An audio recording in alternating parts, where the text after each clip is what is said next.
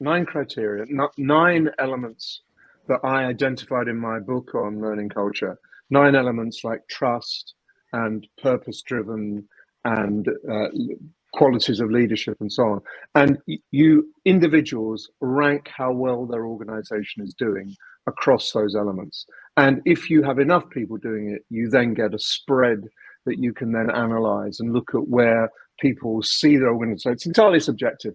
It's not HR, but the organization's perspective on how much trust there is in the organization, how far they feel empowered, and how well learning is organized and engineered in the organization. So, and about diversity as well, the ability to take diverse viewpoints and respect different viewpoints. All of those things are critical components. So it's basically 9 components, 4 questions in each one. Individuals make a decision, and you process the answer. It's not complicated in any means. By any means. Off the top of my head, what I can think of, it probably fits into Nigel's model. But I think just superficially, you look at build versus buy ratio, right? What percentage of our talent are we actually having to procure externally versus promote internally? You look at Glassdoor reviews, you look at what your employees and ex-employees are saying about your organization. You would look at internal mobility, because in essence, learning is about challenges. Is a kind of rule of thumb, and so it's about whether or not your leaders are holding on to and holding back people in the interests of operational efficiency or whatever, or whether or not they're able to kind of move around. So internal mobility and how many job moves people are making, for example, within the organization on an average year. Those are going to be the really interesting things. Are people moving around? In the BBC, for example, there was a really active program that Nigel knows about better than I do, of secondments and assignments, where there's a kind of swap shop and you could go and do this, that, the other. That's really illustrative, I think, of a strong learning culture. So those would be the sorts of things that I personally would look at.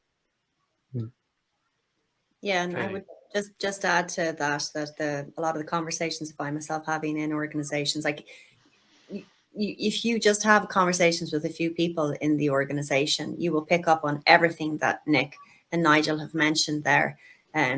So much just when people say that they don't feel like there's a lot of collaboration or that communication isn't working well, that gives you a signal that you potentially have some gaps with regard to your learning culture. And also a big something that I think is really important is time to reflect. So if people are just rushing and the pace is fast all the time, obviously we see a lot of burnout.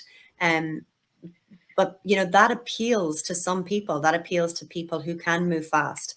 And if they're moving very fast, then they're possibly not taking the time to reflect and learn. And if there's no reflection, then there's no sharing of those reflections, which means you don't have a learning culture, because you're not, a learning culture is when you're sharing those reflections. So we can avoid making the same mistakes again, and we can share our opinions and our ideas and our solutions and our innovations, or become innovative.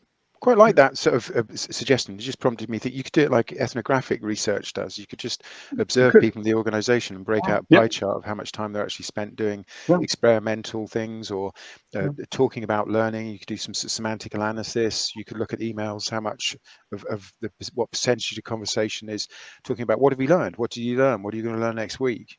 Those wouldn't be inconceivable ways to think about it. And how mistakes are dealt with, whether they're covered up, deflected, or opened up and almost celebrated. But I also think, Piers' point there about a lot of people see going on courses as a perk. There's a perfect negative indicator of a learning culture where people can't wait to get away from the job and see going on a course is just not working. Then that's never going to be anything close to a learning culture. Well, okay. We've got to argue on this call, right? Otherwise, it's just boring. But it's fascinating. So, one of my contributions to Deloitte, was to reset the mission, our mission, to measurably improve experience and performance for the organisation. So just take learning out of the conversation at all. It's a means to an end. What's the end? Experience, performance.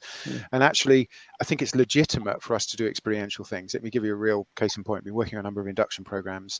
Nobody's ever stopped to consider what these induction programs should deliver. And if you actually go to senior stakeholders, as we did, and actually say, what should be the business outputs of these induction programs, you'd be surprised the number of times they say, well, people should feel welcome, they should feel valued, they should feel a sense of belonging, they should feel connected and confident in what they do.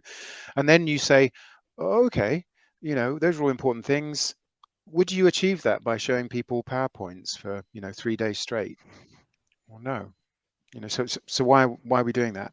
So I mean, I thought it was a really interesting point from Piers, but the perhaps surprising rejoinder is that it's legitimate for us to do things which change people's experience of the organization, you know, and just get people together in a room and meet people and network. You know, that's okay. We're measurably improving the experience of people. That may relate to their performance. Yep, yeah. It's true. And you know what I discovered? Sorry, Leon.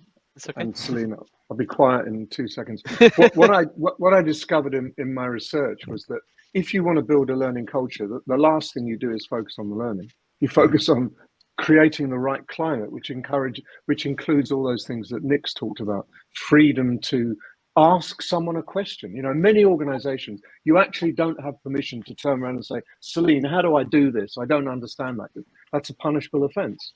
And as I said before, that if you make a mistake, the last thing you're ever going to do is admit it, because that's suicide if you do that. And never admit you have a deficit. That I don't really know how to do that, because that's seen as weakness and so on. So you focus on the ways of creating the right kind of climate, the things that Selena was talking about right at the beginning, about psychological safety, freedom to connect with people informally, more than formally, really. And the ability to draw resources from across the organization, not just from the little teeny up and down silo that I work in order to deal with some of the issues and challenges. Then, if you can get all that working, the learning culture kind of trips along behind quite nicely.